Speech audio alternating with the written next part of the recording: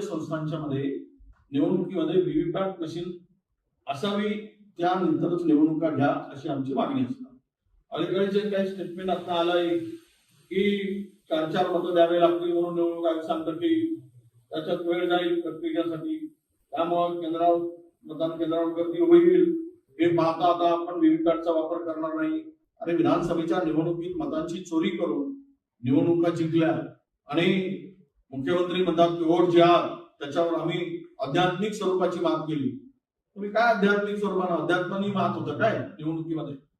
आणि अध्यात्माच्या भरोशावर निवडणुका जिंकता येत असतील तर मुख्यमंत्र्यांना पडलेले दिव्य स्वप्न आहे असं आम्ही मानतो.